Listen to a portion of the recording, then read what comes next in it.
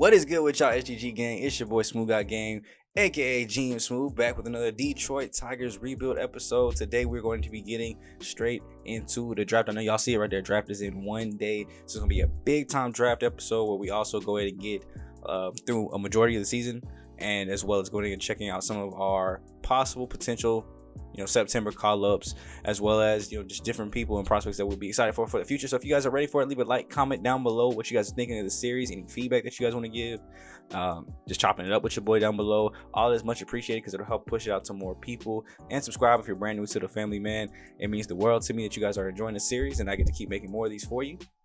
Now today we're going to go ahead and get things kicked off, though, as you see, we're just a little bit ahead of the All-Star break. Had to simulate one more name to go ahead and get into the draft, but I wanted to make sure I didn't miss it, so I was over here trying to make sure simming to the draft was actually the right thing to do. As I go ahead and hit that button, I see a trade offer pop up from the Angels, and it's actually pretty interesting. They want to give me Kai Bush, a starting pitcher, for Kerry Carpenter. Kerry Carpenter has been somebody that struggled this season. I haven't been sure if I wanted to keep him, so I wanted to go check on the age, and it's actually pretty interesting. 23 years old, beat potential, 67 overall lefty that has seen some pretty good development this season. Hasn't pitched the best down at AAA, but still a lot to like here. Striker per 9 is high, hits per 9 are high, walks and home runs per 9 are kind of low, but could still be worked on.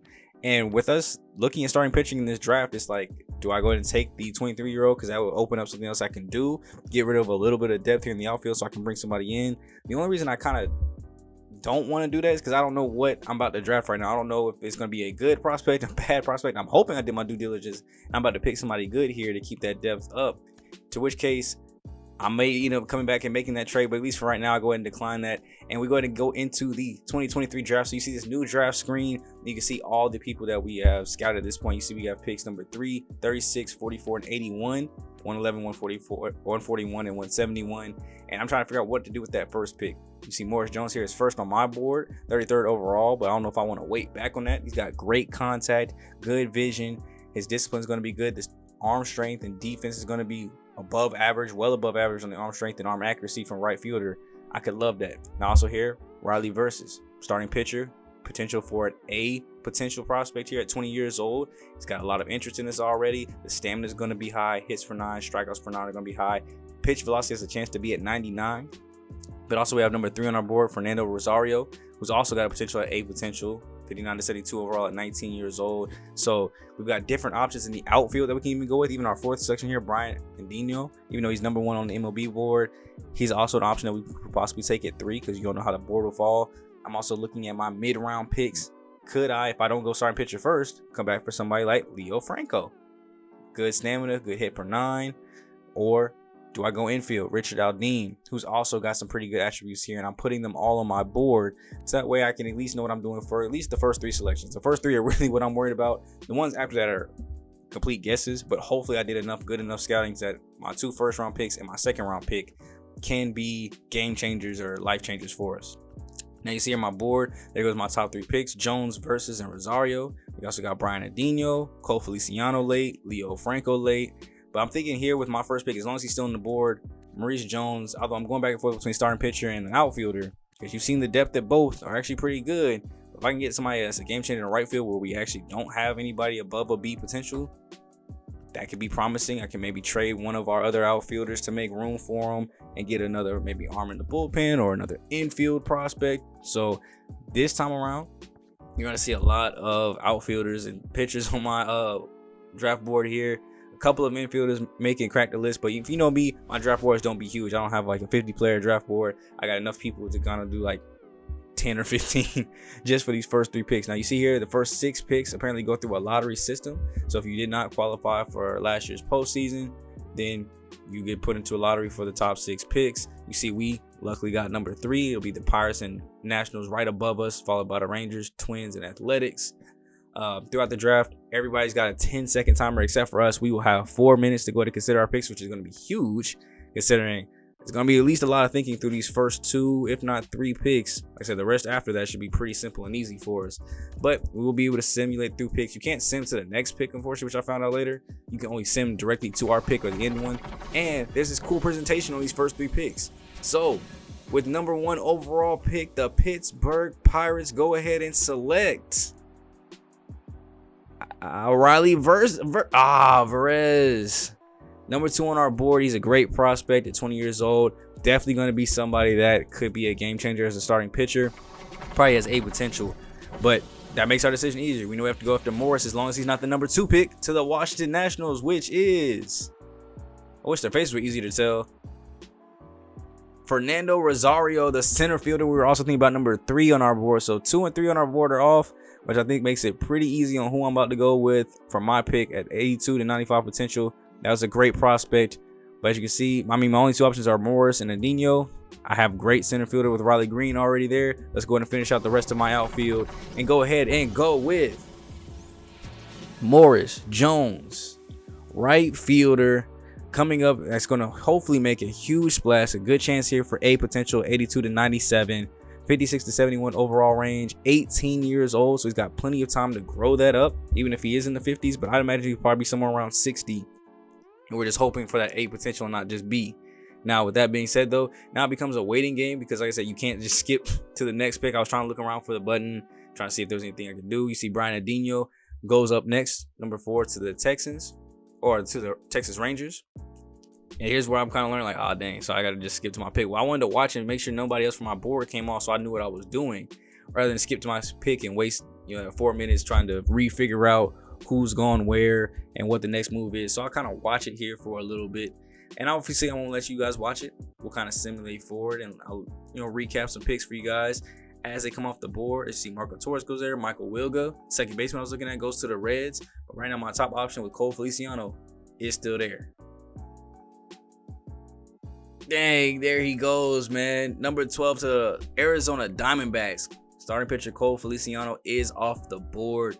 And that was, in my mind, one of my top picks that I was, ready to go ahead and move forward with. So now looking at my board, I've got a couple more starting pitchers I can look at. Erwin Navarro, do I wait to go get him? Because I think he'd be a later option, which, as I go ahead and skip to my second pick here, he ended up going to as well and kind of thinning out my board for me.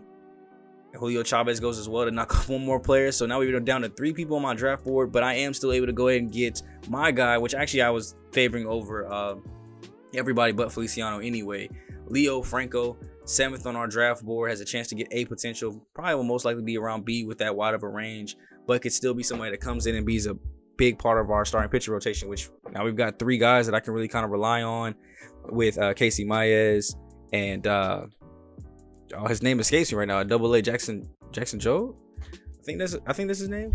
My double A starting pitcher that I'm really excited about coming up too as well. So that gives me 3 or 4 options to match up with Tariq Skubal hopefully in the future. You see here for the second round we go with Keith Clemens. We looked at his stats just briefly later. They were on the screen. He's 58th overall, so maybe getting him a little bit early. But I think he's somebody that had a lot of key characteristics I liked. He had good contact, good power, good fielding.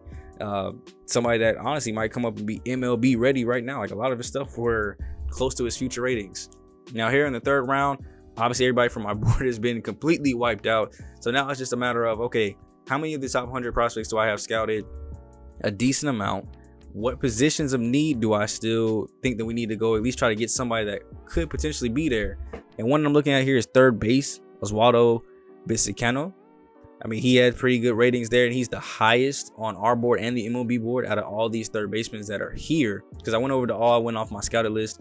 There's also Will Reed, who kind of intrigued me a little bit, but ultimately I ended up going here just because of the power. The position to get 98, 99 power really intrigued me, as well as having good contact. Now, we only have 5% scout on him, so it's not that accurate, but we're taking the chance here, getting him with our 3rd round pick here. He's a 132 prospect, but thought, why wait on him? Let's go get him. Let's see what he can do. 18 years old, so at least there's some promise there. But with the ratings on the potential and overall scale being that close, being exactly the same, it worries me a little bit. Round 4, I'm going to look at relief pitching here at 111. He's 120 on our board, so we'll get him a little bit early here. Most likely have B potential with that potential range there. Only 50% scouted, but I will bring in another reliever, Geronimo Ortiz. And we'll stay right back with the wishing well, man. 154, we'll get him at 141. Drew Dodson, 74 to 85 potential, so most likely be B. We're hoping it's not on the C end. But also somebody with good pitch velocity, good break, good strikeout per 9, hit per 9. Those are the only 2 things I care about. I mean, the walk per 9 might be a little bit bad, but I'm asking you to come in for like 1, maybe 2 innings. If you can't make it out of that, then unfortunately you will have to go somewhere. But with our very last pick here, as you can see, we are all the way up to round 6. We have Jason Seeley and Billy Black on the screen as I was looking for another starting pitcher. Went very pitcher heavy in this draft. Why not go ahead and get one more potential option that could either be trade bait later or somebody that can also come up with me, go on the rotation. We want to make sure we hit on this. And for somebody that was not ranked and is 116 on our board, to get him all the way back here at 150 or 160, whatever pick this was, as an 18-year-old with a chance at possible A potential, I got to go ahead and take that. He's another lefty though. So also went lefty heavy too as far as our starting pitchers go. I'm glad I made him my last pick of this draft because I think he could come up and be a huge arm for us. Now we go ahead and just simulate through the rest of the draft. And of course we have to go sign our picks. I'm ready to see overalls, potentials, but unfortunately, click, that thing is locked. I am not going to be able to touch it. Now we have until August 1st to sign them, but I'm just going to assume then that I have to make it through All-Star Weekend to go ahead and be able to sign those draft picks. So what are we going to do today other than go ahead and get straight into those draft picks, or straight into that All-Star Weekend, show the festivities, see if we got anybody playing and performing. And the first thing to get us kicked off is Double-A. As you see, Daniel Cabrera ended up making the roster. I was looking for our team logo with somebody I knew, so we also had a starting pitcher make it to Troy Melton. Won't be the starter, but he has had a good season as well. 7-4 record, 3.36 ERA. We will have those two as well as Dylan Dingler at catcher going ahead and making appearances. So that's 3 Double-A All-Stars that to be excited about. And to go ahead and get us prepared for this game, we'll just go ahead and go with a player lot with Daniel Cabrera. There's no telling when the starting pitcher is going to come in, so hopefully he has a good stat line. But I wanted to go ahead and get Cabrera out here. Now you see in the second at bat as he struck out the first time. Runners at first and second, 2 outs. And I haven't put much thought in Daniel Cabrera. You know, he's somebody that could be making the move up to AAA. As you see Dingler's out there at second. Could make the move up to AAA with the season he's had. He's hit very well. The power has been on display and could be a potential option to go up to AAA and maybe fill out a major league roster. You know, there's a lot of people up there. Not everybody's going to be an A or B potential player. So if you show me you can play, you'll deserve that move up. 57 power too as well. 49 vision. Got to work on the vision. Obviously, there as you see, he just got under the ball in a clutch situation. But still showing me that he can. Okay, act like we didn't see that. Still showing me he can hit a little bit, though, with the average on the season and getting a base hit here to go in again into the outfield here in the top of the 6th. Now, as you can tell, their all-star team is getting worked, though. 5-0. He makes his way over to second base. Brady Wallen is up, top of the 6th, 1 out. This should be everybody's kind of last at bat, just about. As that one gets down into the outfield, now we're going to see what that speed looks like. 54 speed on a ball like that. You might as well just walk to the plate. That's an easy run to go in and get us across the board here early. And now let's go ahead and take a little peek at Dylan Dingler, as Cabrera did get pinch hit for. Dingler did not, so I went ahead and switched it up. Player locked with him for at least his last at bat here. You see he's 2 for 3, a double and a single today. He's had a great all-star weekend. We'll see if we can go ahead and finish it off with a 3 for 4. He's somebody that I can see coming up too. With the age to Eric Haas, you guys know this is going to be a prospect I have my eyes on to potentially make the move up to the big leagues. Unfortunately, is the last out in the Double-A All-Star game though with the grounder there. Great diving play from the east side and the west side. We'll go ahead and take this L 5-1. And that'll go ahead and push us forward. Now I'm going to get into the MLB All-Star game, as I wanted to make sure I was doing this right. Wasn't simulating anything too wrong though. But let's see how many MLB All-Stars that we have. As I get into that, I get the notification that it is finally time to sign the draft pick. So before we get into that, let's look at these. I still can't look at the ratings and stuff. We got to sign them first. So right off bat, I definitely want to make sure that I'm getting my #1 overall draft pick signed. Here you see Morris Jones. Leo Franco's 100% scouted, 66% interested. That should be an easy sign. Keith Clemens, 54% interested, 85% scouted. That should be an easy sign. Some of these guys with the 40% interest probably won't be that easy. So maybe need to work on doing that, because here it's basically just like the scouting. You'll put up 3 different priorities. You'll get interest levels varying it. Scouting per every 3 days now, not just once a week. So that way we will be able to get better percentages. And something else that I noticed here too as well is you actually have to have them, as you can see, the offer contract button is locked at 48%. You have to have them at least 50% interested to offer contract. At least I'm noticing that with mine. Everybody that was under 50%, theirs was locked. Anybody over 50%, I was able to go ahead and offer a contract to. So you see here, obviously I got my first 3 picks: Morris Jones, Leo Franco, Keith Clemens, and Jones is locked. Franco isn't. Jones is 48% interested. Leo's 66% interested. So I go ahead and say, why not? Let's offer our 2nd round pick his contract then. He only wants a $2.1 million bonus demand, as you'll see as these, tutorials get off the screen. We have $14.2 million in bonus allotment, so allowed to give to all our draft picks. and the slot value for where he's at is actually his bonus demand anyway, 2.1 million. So I'll go ahead and just up it a little bit. We up the percentage C by 0.1 there. I go up a little bit more. See, it doesn't change, so I'll go ahead and just drop it back to 2.21 million to see if we can go ahead and get him to sign that contract, and he will. Our very first signed draft pick is round number 1, pick 33, starting pitcher Leo Franco. Now, with interest so low in here, I did notice that the interest changed depending on how many people you had up. So I go ahead and decide to go with one player here, Morris Jones, to get that 6% interest boost as opposed to just a 3% interest boost, to really hope to sign him on the next round of after 3 days. Now, going into the MLB All-Star game, Akil Baddoo is going to be our one and only starting pitcher, because we are going to go ahead and get him in with a player lock game here, being our only representative. That's a good swing on that two-seamer, but just barely gets down. Now, he's had a great season. Don't get me wrong. My dude is hitting over 300. You see there, the 301 average. He's hit for a little bit of power, a little bit of RBIs, and it's only 25. I want to say either 25 or 24 as he gets caught looking there. So our outfield is going to be in great hands if Morris Jones turns out to be good. We'll have Akil Baddoo, Riley Green. We obviously have Matt Verling, who's played very well. I think he's B potential, 25 years old. We have Kerry Carpenter, who's 25 years old. Even though he's C potential, he's starting to up his ability to play just a little bit. And as you can see, yes, that game was that quick because we only were able to get that base hit with him into the outfield. And other than that, there was pretty much nothing else to see there. It was pretty lackluster as far as highlights to go for All-Star Weekend. We only had 2 All-Stars at the AAA level. Casey Mize, of course, was able to go ahead and crack it. And then I forgot who else was it. I think one of our like non-notable people, like nobody that I'm eyeballing to come up. So didn't really see a need for it. He was also like a backup. So no AAA All-Star game. We'll go ahead and just focus on signing our draft picks here as we got 60% interest now. He wants 3.8 million. The slot value is 7.5. So I decided to go in the middle at 5, which is already more than he was offering anyway. And just unfortunately, he said he's not interested in signing that contract. So we'll have to come back to he's at 54% interested now. But with that being over 50%, I go ahead and bring back in some other guys. So Keith Clemens, Jason Shilley, those guys will be up to go ahead and get a little bit of percentage too as well. And we can hope to start signing some of these guys up. We only got 15 days left. So that's basically 5 more rounds to try to sign these guys up. Now this time I do up the offer just a little bit here, going close to 6 million just to see what that does to his interest. 6.2 million since I do have the allotment, and we do go ahead and get him to sign. He ends up doubling his want value. And you see here Keith Clemens, some of the things that I was liking: the contact's high, the power's high, vision's high. And of course I'm looking at the future, what he's starting out with. He still could start out with good contact and power versus righties. Lefties could use some work, and vision's going to be decent, and he's good in the field, good with his speed. So I think this was a very good pick for us, especially as our 3rd pick overall in the draft. Now he's only won 1.3 million.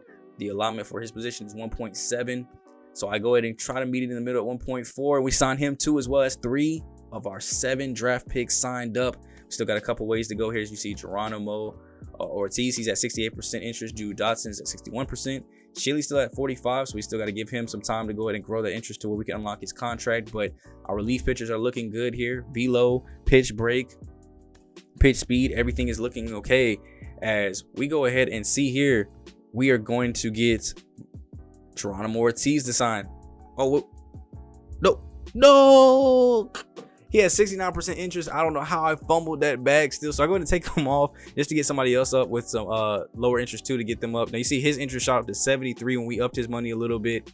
So we go ahead and sign our other reliever instead, Drew Dotson. And then we come right back to Ortiz, up his money the following week to about 765K, just because I had the money and room to do it. Get him up to 80% interest and make sure we get both our relievers. Now, as we have 3 days left, you see we jumped forward, getting the scouting in to see what they're doing. 85% here. I'm feeling more strongly about Jason Shilley, 79 to 97. Potential for a B potential here, and also A potential. So we go to get him to sign as well. I know we're moving rapid fire here, but as more information comes out on Oswaldo, it's 35%. The power just keeps shrinking. The overall potential just keeps shrinking. And now he's at a C player at best. And when I'm looking for game changers, it's not really what I'm trying to see. At 45% here, you see it's 50 to 76 on overall and potential. The power is now dropped into the 80s, not even the 90s anymore. So I mean, he would be a power guy, decent speed. Fielding is about average to a little bit above average, but looking at this a little bit longer, maybe I could have. but you don't have to sign these guys. You can't lose them. So with this being on day 0, I wasn't fully committed on just being like, all right, no, I'm not going to sign you at all. I do throw out an offer here. It is with him as 60% interest. I didn't think a lowball offer. It's exactly what he demanded. It's not what the position or slot value demands. So he unfortunately decides that he's not going to sign it and he's not going to be a part of the team. But we do finally have the overalls for some of our players here. As you see, Morris Jones, 94 potential, 68 overall. Franco's at an 87 potential. Ortiz at 84 potential. Jason Sheely's at 89 potential. As close as you can be to being an 8 potential. So I think we really hit on that. Honestly, you could say we hit on our later starting pitcher than our earlier one. A lot of 18-year-olds too, so a lot of room to grow here. Morris Jones, 72 contact right, 68 contact left. The power is low, so maybe hit him in the weight room, or we can just focus on this contact and make him a really good contact hitter. He's going to come in and be great in the outfield, has good speed. I mean, this is exactly what I wanted for my top guy. Next up, we got Leo Franco, 60 overall with B potential. He's a lefty. We're throwing a running fastball, curveball, splitter, and change. The velo, I thought it'd be a little bit higher. 73 is okay though. Break is good at 76. Got to work on his control. Keith Clemens, 75 potential with C potential, 75 overall. And stats like these look like he could actually come up and maybe replace Javi Baez this season. My dude is looking strong. The fielding needs a little bit work, so that's probably what we'll focus mostly on in his training. But he might get a straight up, out the box spring training invite. I'm not gonna lie to you. We did the same thing with the Reds when we drafted Doug Granger, somebody that already had a high overall, good potential, and had good attributes. We went in and called him up straight up immediately. It's a rebuild. We need young guys to come in and step in. Now Ortiz here, 57 overall, probably won't see the same path. At 22 years old, doesn't give him plenty of time to reach that potential, so we'll hopefully see some fast growth with him. But the strikeout and hit per 9 are amazing. Drew Dotson here, kind of a similar pass. He's even younger, so might not even be somebody that sees the major league roster. That might have been a bust. Jason Sheely here with B potential, 51 overall. He's only 18, so he has a lot of time to grow into it. But we're gonna really need to see some of these things go out. 4-seam, curve, slider, and sinker.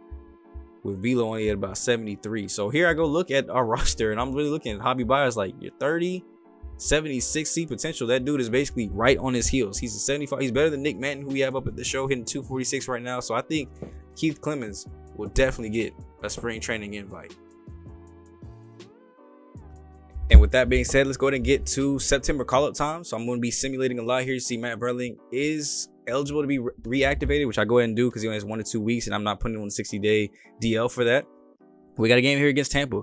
We are up 5-4, top of the 9th, 1 out. Chance to end this game, and Ronnie Garcia is in. Now, I will go ahead and spoil it. The only reason he's in is because Alex Lynch gave up all 4 of those runs this inning. He has not been able to close out, and he's been struggling down the stretch. Started out so good this season. I think he was 24, or he was like 20 for 20. And then the next thing I know, he's 24 for like 29. He's blowing a lot of saves, and this is a suicide squeeze that ends up working. That got right into the gap. That is a perfect bunt on a curveball. And just like that, they tied the ball game up. Not what I was expecting. Ronnie Garcia has come up and pitched great since being called up from AAA out of the bullpen, and there's nothing you can do about that. That's just a very good bunt that was put down on actually a pretty good pitch. I mean, if he swung through it, it's looking good. Now, unfortunately, he gets the strikeout, fly-out combo right after. But now we're going to have to face Garrett Clevenger and try to walk this off in the bottom of the 9th. Now, he's looked, he hasn't even played much this season, so he must be like a late season call-up. Only 2 games, 2 1/3 innings. And I'll have to face Miguel Cabrera already with the home run on the day. Can we at least get another hit, make it 3 for 4 to go ahead and give us a good chance to go ahead and maybe walk this one off here? Like I said, bottom of the 9th. Let's try to get a rally going. Takes that 4-seamer just off the plate into deep outfield. Coming in and grabbing it, though, on the run. And that'll be an easy grab and snag. As next up, we have Austin Meadows. Swinging, looking silly at that slider. But 1 for 3. Can he be the hero of the day? 0-1. Takes that slider, fouls it off. He's quickly down now, 0-2. Only thing he's seen is sliders. Will we see a third one? Yes, we will. And what happens when you throw it once? Fool me once, shame on you. Fool me twice, shame on me. Fool me 3 times? I wish you would. Because that slider just got taken out of the ballpark. Mouths are wide open. Heads are shaking. Why would you throw 3 straight sliders and 2 in a row in the strike zone? As we walk this one off, baby, in front of our home fans. It might not be a season to remember. We might be well below 500, but we are still giving these fans something to at least cheer about. Every win is a good win.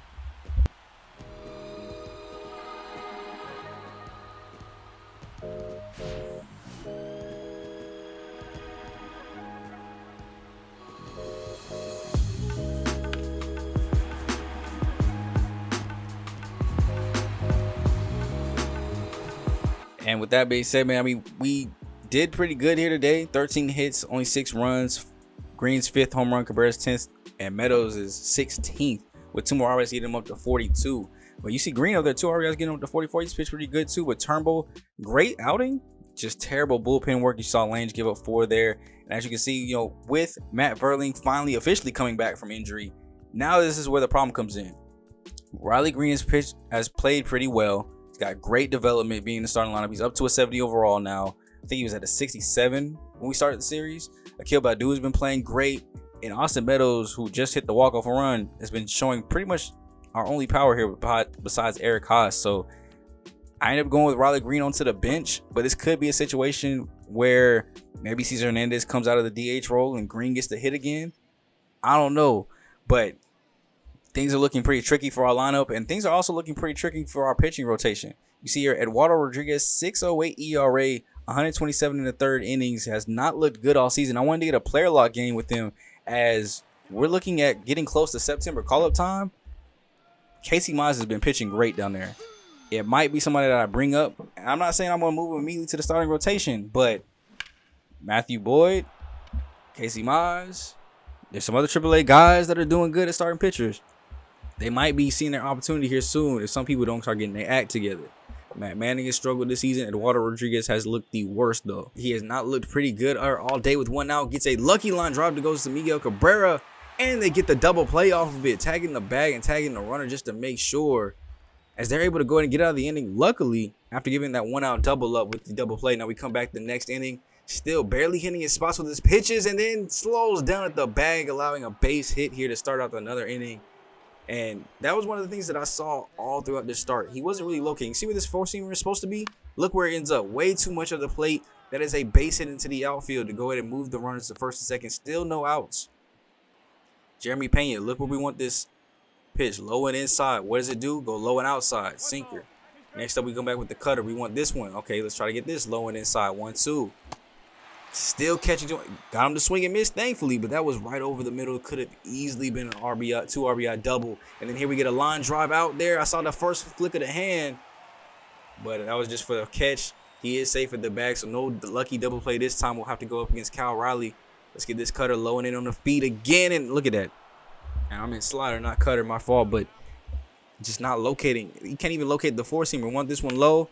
Finally gets one to hit his spot. And what happens when it hits his spot? It's a nice, easy ground out to go ahead and get us out of this. Bases loaded, Jamie. Look at it. He knows he's lucky. Defense is bailing him out all day. Now we skip ahead. He finally had a clean 3rd inning. We go to the top of the 4th, though, and it can't be clean for too long. Kyle Tucker takes this one up the middle. Base hit. And just like that, we have yet another leadoff runner. We're going to try to throw this circle change low and away. Look at that. Way too far off of where I wanted to throw that one. 3-1. Another sinker. Way too far off of where we wanted it. He just has nothing to do but look in disbelief like, yo, I can't believe my arm is just this inaccurate. At least my glove is okay as I go ahead and catch this one to get the first out of the inning. Doing it himself. Runners at first and second. No outs. Alex Bregman gets a 4-seamer that catches too much of the plate. This will go deep back into left field and be gloved and caught. Now this will be an easy tag up to 3rd base. But at least it will be gloved and it wasn't a home run because that caught way too much of the plate. Now here we got 1-1 count. This one thrown in on the hands, and man, he's glad he still has Miguel Cabrera, one of the best fielding first basemen of the new generation. I don't know. I'm not gonna say of all time, not nowhere near, but he got a good glove and he shows it off there as our catcher goes in and makes that catch for the first out here in the top of the 5th as we skipped ahead. 61 pitches through. The pitch count is getting kind of up there. And a base hit is not what we need still. And you're only going to not locate them even worse when you get tired. So 64 pitches, 1 out. Look at that sinker. Kind of close, so we'll cut him some slack on that. 4-seamer, let's get this one in on the feet. 1-2. Right over the middle of the plate. Now, luckily, he got underneath it, though, so this will go back to center field and be caught before the warning track. And thankfully, we are able to just go ahead and keep the runner at first base. Still 2 outs. But we got to face Yordan Alvarez. 2-1. And we give him a 3-1 count. Do we put him on base? Just not risk it. And look at that call. All right, now I know we ain't able to locate, but you got to at least help my man's out. He already struggling. And when you get a bad call, it rains, it pours, and it misses gloves. As that's going to get down over his head. 1 run is going to come in. They're going to bring the 2nd run around. And he will slide in just ahead of the tag. Kyle Tucker getting the 2 RBI double there. That's just what happens when you don't get calls, man. It rains and then it pours. There's another base hit by Chas McCormick. This is going to go up the middle. Throw's going to come into the plate. It will not be in time. Another RBI single. And I thought it was going to be it for him for that one, but nope, they're going to let him try to finish the inning out. Jeremy Pena will hit this one right back to him. And he's going to take care of this one himself over to first base. But that will go ahead and basically do it for him, man. 5 innings of work after this huge inning. An explosion inning, really, giving up 3 runs. We were able to put up 1 to give him a lead, but there's not much he can do. They go ahead and take him out of the ball game, and unfortunately, that would be the final score. Now, this is bad on our offense. We had 12 hits today, was only able to scrape off 1 run, but still not a good start. 5 innings, 3 earned, 3 strikeouts, 3 walks, 7 hits. ERA only continues to stay at the 6s, and I wanted to come over and take care of the pitching analysis. I just wanted to see what he was doing. I want to see if he was really missing that bad, and you can see here a lot of these pitches are in that middle circle, right where you normally keep the hit. Look at that. All the hits right there around the middle. All the outs still even all right around the middle. Taking pitches are the ones that kind of spread out, fouled right around the middle, missed even around the middle. Strikeouts, when he could locate them on the corner, we were seeing him get through it a lot, but a lot of the swings right around the middle. Look at that. Right where that power circle is at. Look at all the balls. Barely able to locate that corner. Now, of course, some of those, were strikes. He wasn't getting the calls.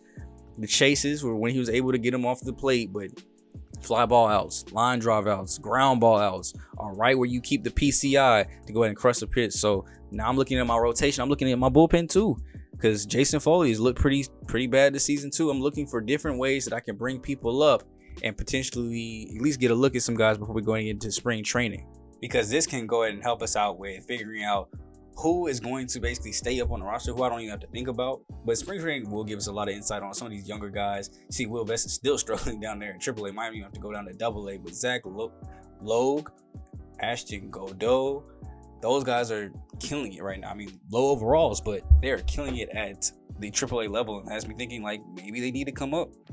And we need to see what they can do, because the bullpen is just as bad as the starting rotation. Now, when it comes to hitters, I am very much unimpressed over how the guys are performing at AAA as far as hitting goes. Like, I see a lot of hot streaks, but nobody hitting over like 280. I'm not really seeing too many guys in double-digit home runs. You see 13 there by Andrew Navigado. Other than that, nobody really at double-digit. Spencer Torkelson, who's been out for most of the season, has seen some pretty good progression still. 65 overall, still has the A potential. Does he get a spring training invite? Is he ready to maybe come up for a little September call-up to see if he could be on the bench? Miguel Cabrera still getting up there in age. Looking down at AA, I'm still seeing guys that I'm happy for. Daniel Cabrera, who had 15 home runs right now, 270. We've got Trey Cruz at shortstop, who's hitting great. Dylan Dingler at catcher, doing okay. Jace Jung has been kind of underperforming, so that kind of upsets me a little bit. But here, I was a little bit surprised to see Dylan Dingler actually lowered his potential somehow. Like, I don't understand how he got a lower potential from his recent play. I think he's been doing pretty good all season, but this sparked my interest and want to go ahead and come into a AAA full game for you guys today. Like, normally we do it at the major league level, but with September call-ups right around the corner, I decided to go ahead and jump into this game, and it quickly turned into almost like a player lock experience with how little there was to really show in this. Now, to get things started off though, Zach Short will take this one up the middle, right to second base, and be thrown out cleanly. And just like when I was looking at the stats, the bats very much disappointed me here today, as it just seemed like we could not get anything going here against Alex Young. Now, you see 10-game hitting streak on the line for Parker Meadows, batting .276 this season, 11 stolen bases, a .746 OPS. He's looked decent. I wouldn't say those are numbers to exactly get called up, but he's looking like he's performing pretty well and could be on the verge of a breakout. So maybe one more season down here, 2 more seasons, and who knows. But at least I know from that pitch that it'll be a dive to throw to first base and still not be in time, as Parker Meadows gets over to first base safely, our first runner on base. And Spencer Torkelson will get early on that four-seamer, take it deep left field. Unfortunately, right at somebody, just a little bit unlucky there, but I do like this contact on that one. Timing it up perfectly to get inside out of that and pull that one. Now here we're going to test out that speed with the, as you remember, double-digit stolen bases. We got to keep that mark going, as he looked like he could fly on those base paths too. That'll be a good way to get up, Meadows. If you can hit, get on base, have a good OPS and steal bases, pinch run situations, extra inning runner. There's spots for those types of people on the team. we have to have 26 guys up, so there's spots for somebody to come up and do just that role and come in and be able to start on a couple of off days. Now, Casey Mize is who I have my full attention on though. 25 starts this year at AAA, 2.96 ERA, 1.1 WHIP, only under 39 strikeouts throughout his innings. So not really striking out a lot of batters, but he's got my eyes, he's got my attention, and somebody that I think could come up to the major league roster here soon. So the first thing he's going to do is go up against Matt McLean, though. And off rip, y'all know I love the breaking pitches for him, so I had to go to him early and often. Here with a full count 3-2, I'm not afraid to throw that slider, and that's so important. The fact that he has such good command and control over the breaking pitches that I'm not afraid to throw anything. Like, I don't have to just throw a fastball with 3 balls in the count. I can throw a slider. I can throw his curveball. I can throw his sinker. And here the sinker gets popped out to deep left field to be gloved in. Matt Reynolds will come up next. 13 pitches, so pitch count not looking too good here to start the game early. But at least the strikeout totals are looking magnificent. Fantastic. I don't even know what other word I was about to mix with that because, we got a school. I don't care about long words no more. All I care about are these outs that Casey Mize is getting, man. That's another one right there, pretty clean. We've got Nick Plummer up next. And you will quickly notice this is the AAA affiliate of the Reds rebuild that we did last year, so some familiar names might pop up. Nick Plummer is a new one. Not exactly sure who he is or how good he is, but he did just reach base on us. Francisco Umbayez will be our next strikeout victim as he swings missing at the slider. Still, that break is just so nasty, and it's crazy because his 5th best pitch is the curveball, and it breaks just as good as the slider, despite being all the way back there at the 5th best pitch. We were able to get a good confidence in it today and throw it quite a bit. And I see 1-2 here. What are we not afraid to do? Throw that slider in on the hands. Give me another strikeout. 1-1 here to Matt Reynolds. 1 out in the bottom of the 4th after having a pretty clean 3rd. And there goes another base hit. That's 3 of 4 innings, allowing a base runner. Kind of similar to Eduardo Rodriguez, right? Only difference is my man has control of his pitches and is able to go ahead and get out of those situations, but not right now. As we get another bloop base hit from Austin Hendrick. He's hit pretty well in the past series. So Nick Plummer up next again.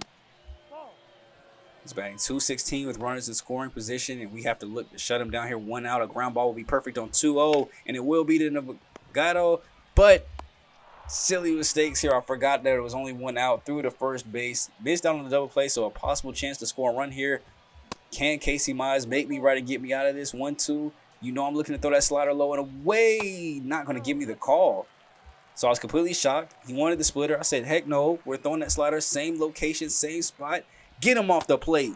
Swing and a miss. That is a great strikeout to end the inning. And now we jump ahead to the top of the 5th. 1 out. And we're still looking to put up some runs. Andrew, after making that mental error at second base, gets us right by getting on the first base.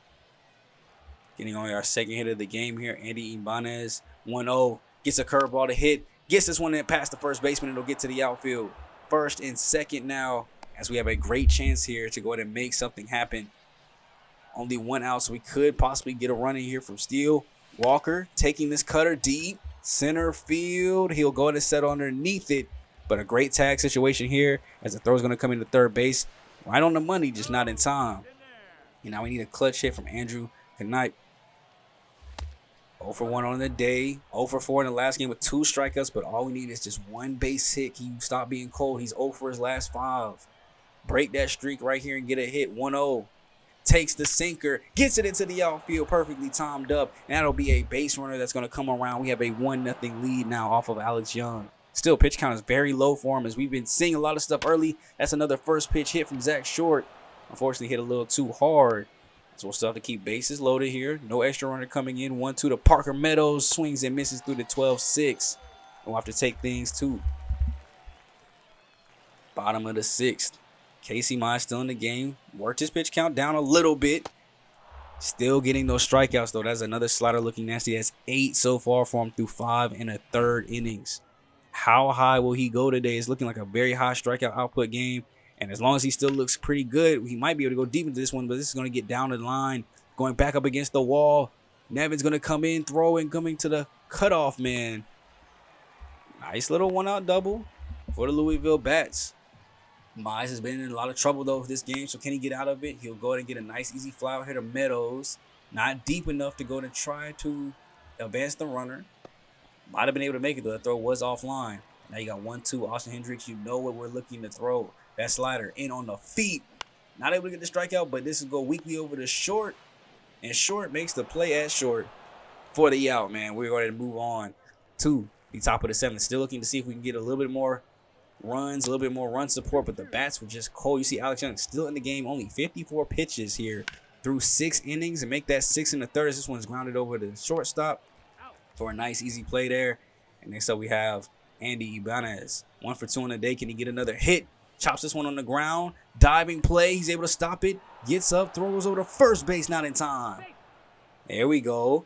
He started the rally last time. Gets another base hit here off the diving glove. And they go ahead and go to their bullpen, man. Daniel Norris, 54 games this year. A 2.72 ERA. He's been pretty good. Lefty's hitting good off him, though. So we'll look to see if we can capitalize on that. Get some more offense. With a new person coming in, Steele Walker will be the first man to face him. Gets an early 2-1 count here. Great circle change down the middle, just late on it. Slaps it down the line, but foul. Now we full up the count here, 3-2. Watches that 4-seamer up near the neck. He'll get a chance to get on base. Now we only have 1 out still, so Andrew Knipe. Can we get another clutch hit here? This will be a 4-seamer hit deep back. Could it get over the head? It won't. So the runners are going to have to move back quickly. They started advancing thinking he couldn't get to it, and that is a bang-bang play at second base. One that I thought that we would get the call on, but apparently I guess he was out. Didn't look like it from up here in this booth, but that's why I'm in the booth, right? So back to Casey Mize. This is his show. He's running a 1-0 shutout here into the 7th inning. Gets this chopped over down the first baseline. It will get past him. Nevin's going to come in, try to cut this one off. It is kind of slow. The roll will come into the cutoff, man. It'll be a leadoff double. Now here I start to worry a little bit. 81 pitches. He's still in the green, though, not in the yellow, so he's still looking strong. And by strong, I mean fast. 94-mile-per-hour heat getting right past him for gas. That is the 9th strikeout of the ballgame. 0-2 here to TJ Hopkins. Can we get another one? Yes, we can. You knew that slider was coming. Easy money. 10 Ks on the day. Can we get number 11 here on the 0-2 slider? That one caught a little bit too much of the plate. Missed location there, but it is still a fly ball out to go ahead and get off of the leadoff double. Now they stay with their bullpen here. Derek Law is going to come in. 4.39 ERA, so not as good. Lefty's still hitting very good off him, but I don't think we have that many lefties in the lineup actually to even go ahead and face off against him. And we will actually start off with the righty here, Zach Short, who did get in a good hit last time up in his last AB. Can we get another one here? This is going up the middle for another leadoff base hit. If we can start to tee up Derek Law, we might be able to get another run in and keep this lead going. Parker Meadows, 1-1 count here. Runner at first base, chops this one on the ground. That is not what we needed. Second to first for a double play. Just like that, 2 quick outs and up to Spencer Torkelson to try to get this 2-out rally started. And they're throwing him up high, maybe pitching him a little bit carefully as Andre is in the on-deck circle. He's not hitting too good this season. 3-2. Gets a cutter up in the zone. This is deep back. Could it at least hit the wall? Nope. The leap and grab gets it. And just like that, it's back to Casey Mize doing his thing. 90 pitches deep. Can he stretch this out to 100? If he can show me he can stretch out to 100 without getting gas, without giving up the lead, we might for sure have a guy here that can be called up for not spring training, but September call-ups. See what he has in the long reliever role. Maybe get him 1 start in before the end of the year. But now we got another leadoff base runner, Matt McClain. 1-0. Blues this one shallow. Meadows have plenty of time to go and glove this one in. No movement by the runner. So we will at least get 1 out here. And I do have my closer up and working. With 97 pitches in, he was in the yellow-red area here working this one, especially giving up this base hit. I started to get my setup man ready just in case. Throw going into third base as they try to leg it out. Got him!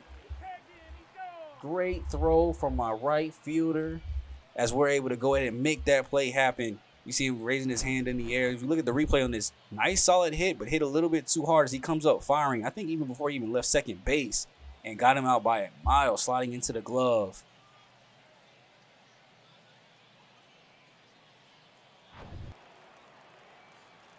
Now it's back to Casey Mize doing his thing with 2 outs, a 2-2 count. And we're going to go ahead and strike out yet another man. That should be 11 Ks on the day. And he's done his thing. 8 innings strong, shutout ball. We go to Trevor Rosenthal to go ahead and try to save this one up. 29 saves, 35 opportunities. Some of these a lot of blown saves.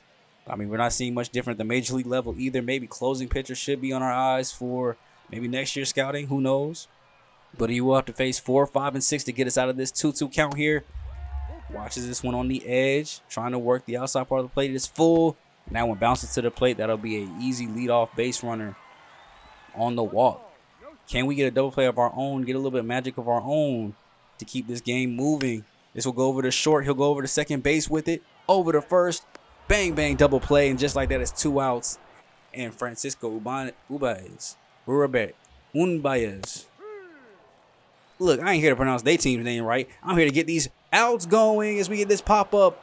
Knipe's going to come underneath it. Grab it. Pause. And we get a win. Your Mud Hens, your AAA Tiger affiliates are able to walk out of here with a W.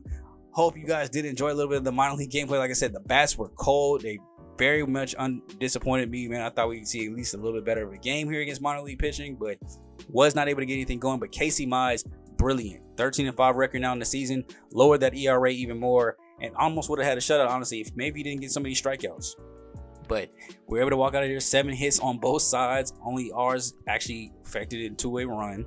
Meadows still in his 12th base this season. Mize, 11 strikeouts. Got the ERA down to 2.82. And then Rosenthal's 30th save of the season. But looking at his pitcher analysis compared to what we just looked at earlier with Rodriguez, right? Look at how many of those are on the outside part of the plates now. Like outside of where you would generically think the circle button is for, power swings. The PCI. The hits, yeah, sure, they're right down the middle. That's why they're hits. But if you look at the outs, all around the black, especially the strikeouts, staying away from the hitters, up in the zone, very high to where they can't do anything with it, very low in the zone where they can't do anything with it. Not too many of these are going to be right down the middle. A lot of these away from the hitters and far away from the hitters. So very proud of his stuff, man. As we go ahead and get to the end of August, we were able to go back up to the Major League roster, go on a 3-game winning streak before losing one to the Yankees, lose another one to the Yankees as Jason Foley ends up getting that loss. And we go ahead and round out the month of August here. Matt Manning does end up getting hurt for a few days yet again, but with another loss, we are 57-77 now. Could be potentially fighting for one of the worst records in the league, so I'll definitely show that off in the next episode, as well as getting us through the end of the season. We'll play the last game of the year against the Guardians on October 1st, and maybe for that game, I'm thinking if we do call up Casey Mize, haven't decided on it yet, but maybe let him be doing long relief work and let him start the final game of the season. See what he can do as a starter, make it a full game, and we'll get out of this thing ready to set up for our very first offseason here with the Detroit Tigers, and starting out with a building block. If we can get to what did we end up with? We ended up with 74, 73 wins with our first season with the Reds. I don't think we'll get there at all. But if we can end up with about 65 to 70 in that range, I'll be pretty happy. Now, if we get less than that, then I'll be sad. But at least we should have high chances for a number 1 pick, or at least top 3 like we did this year yet again. So let me know if you guys are ready for the next episode. Hit that like button on the way out. Subscribe if you're brand new to the family. Welcome to Smooth Game. And I'll catch you guys in the next one, man. It's me, your boy GM Smooth. And I'll catch you guys in the next video. It's time to bring up the future. And the future starts now. Peace.